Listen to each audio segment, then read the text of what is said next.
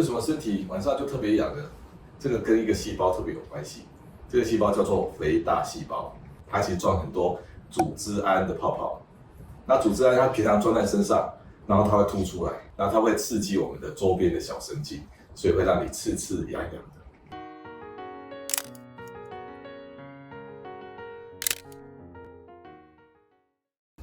大家好，我是未来健康研究院院长方世清医师。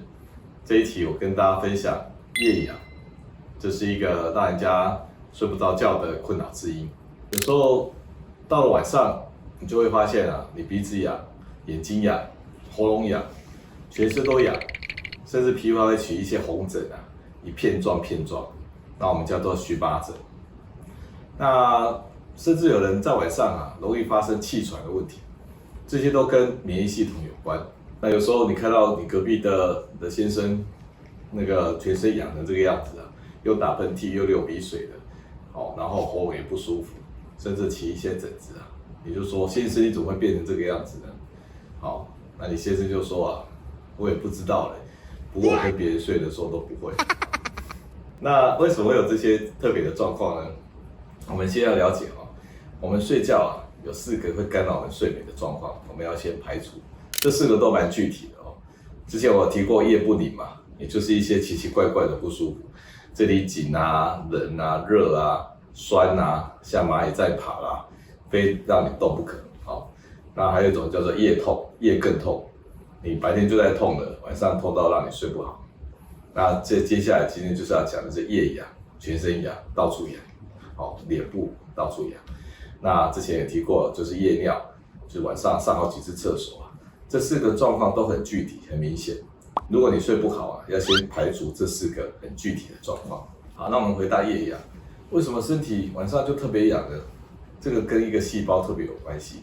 这个细胞叫做肥大细胞，它跟肥胖没有关系它不是肥胖细胞，不是脂肪它叫肥大。肥大就是很大的意思。那很大里面装什么东西呢？它其实装很多组织胺的泡泡。那组织胺它平常装在身上，然后它会吐出来。那些组织胺呢，会让你血管会舒张，所以你会看起来红红的。那它会刺激我们的周边的小神经，所以会让你刺刺痒痒的。那这个为什么它会变成这个样子呢？其实组织胺我们周边的身体的免疫细胞有组织胺，我们大脑里面也有组织胺。这些组织胺呢，它是有周期性的，它白天应该是最高的，那让我们也变得很清醒。那免疫系统照理来讲，应该是白天才需要活动。那到了晚上呢，大家应该都要休息的，组织胺要下来，我们大脑就可以睡觉，然后免疫细胞也应该要去休息一下。那组织胺的细胞里面好像有装的时钟一样。事实上，我们每个细胞都装有一些小时钟，这些时钟就是里面有一个叫做时钟基因它有一个24小时的周期。那有没有可能肥大细胞里面的时钟已经混乱了呢？它本来应该白天清醒，晚上睡觉的，结果呢，肥大细胞晚上加班它做夜班觉得晚上呢你要睡觉的时候它才醒来，它拼命分泌组织胺，结果你莫名其妙的这里痒那里痒的。有时候你会觉得说，会不会是跟房间有问题结果发现是跟晚上有问题所以我特别把它叫做夜间痒、夜痒。那我们看这张图，我们身体的活动白天比较高所以帮助我们活动的叫可体松跟组织胺。这些东西呢，白天特别高，但晚上应该要下来。那晚上呢，身体休息，免疫细胞也要休息。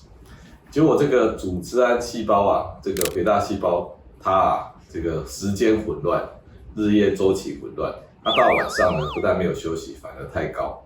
所以你看，组织胺在晚上高起来，这不但会让你痒，也会干扰你的那个睡觉，因为组织胺跟我们脑袋清醒也是有关系的。那这样的结果就会变成我刚才讲的这个样子，你全身一起痒。那有时候你会觉得说，会不会房间里面有一些霉菌或者湿度不一样这也是有可能的。比如说有人换了房间睡，真的会好一点，甚至有人呢到美国去因为他觉得比较不会痒的。不过也有一种可能你这个肥大细胞上面的时钟，你到美国去它有一点点有一个24小时、12小时的时差，所以它就因为它的周期性的关系，它就变得比较正常。等到你回来啊，就带着那个时钟回来，结果呢晚上又开始过敏了。好，那夜间组织胺太高，不但会让你痒，它会产生其他的问题哦。比如说你晚上就开始鼻塞、流鼻水，那你呼吸就不顺了啊。因为我们平常呼吸要从鼻子进去，一直到那个肺部，这是最正确的路径。如果你鼻塞了以后，你要靠嘴巴呼吸，靠嘴巴呼吸的结果啊，你的那个呼吸道这个不正常的那个过程，它会变狭窄。狭窄以后呢，你就开始出现打鼾，那就好像在吹那个音乐一样哈。那如果是更严重的，你呼吸道整个塌陷，然后它就没办法呼吸了，好像窒息了一样。所以你会看到旁边睡觉的人啊，常常晚上好像在游泳哦，一直憋气，那憋了1分钟，突然呢浮出水面来，然后叫了一大声，蛮吓人的。不过大部分都习惯，有人说没有听到打呼声还真睡不着。所以鼻塞也可以造成你睡眠呼吸的阻塞啊。所以要改善睡眠呼吸阻塞，一开始应该要先处理好晚上鼻塞的问题。那如果你不处理会怎么样呢？你的那个呼吸啊，就越来越辛苦啊。它到了晚上呢，你的大脑的呼吸中枢啊，必须用力呼吸，才能够那个进到我们的呼吸道里面。结果它久而久之啊，它也累了，它也衰竭了，所以它就不帮你呼吸了，所以就会进到从打呼有声音的打呼哦，一直到没有声音的睡眠呼吸阻塞。好，那到最后呢，连中枢的呼吸啊，都跟着这个变衰竭了，所以你中枢也不帮你呼吸了，问题就越来越严重。到最后你只能够用正压呼吸器，也就是一颗机器戴在脸上，很像那个异形啊连在脸上一样。那这个机器会给你一个正压，把你呼吸道强迫打开。所以要避免到这种地步啊，一开始的时候就要处理好这个睡觉的时候鼻塞的问题。那另外组织胺太高呢，也会产生睡不好的问题。因为我们组织胺呢跟我们清醒度是有关的，所以根据台湾健保自己的研究啊，发现说睡不好的人啊，痒的程度会比一般人提高1.8倍。所以睡不好，然后那个到处痒，睡不好是很有连带关系的。那怎么样治疗这个问题呢？我们那个抗组织胺这个药物啊，也就是把组织胺强迫它关掉的药物，那最早期呢叫做第一代。那第一代设计一定是比较没有那么精确嘛，那它产生的作用呢，它除了抗组织胺很强以外它会让你想睡觉，然后它还有一些抗乙酰胆碱，也就是会小便困难、有青光眼不适合用的等的副作用。那这是副作用，一定是副作用吗？因为第一代的抗组织胺呢，它可以进到我们的大脑里面，后面的代就把这个问题解决，说反而是进不到大脑里面。进到大脑里面有什么好处呢？它就可以去控制我们大脑里面的组织胺不要太高，那就相对的可以得到我们可以有这个帮助睡眠的好处。所以第一代的抗组织胺呢，不但可以减少你的鼻塞、到处痒的问题，它还可以帮助你睡眠。第二代、第三代就没有这个好处。所以我们晚上睡觉的时候我们反而是要用第一代的。那第一代有像匹列、偏尼胺啊，还有大家会看到的 DES、CTM 这种特西敏啊，还有外面买得到的贝纳追啊，这些第一代的抗组织胺。那它有什么好处？就是同时解决鼻塞的问题，还可以帮助你睡眠。当然，如果你小便很困难，那这些这个像老人摄入腺肥大等等的，那就比较不适合用。那白天如果还是有症状呢，怎么办？就可以用第二代的抗组织胺，它不会通过大脑的血脑障壁，所以它不会进到大脑里面，那就比较不会引起嗜睡的问题。所以白天用第二代高级的抗组织胺，不会让你嗜睡的。晚上呢，你可以用第一代，同时可以帮助睡眠，又可以帮助痒的问题。那这种情况很多人都知道他偶尔会吃抗组织胺，痒的时候就吃，也蛮有效的。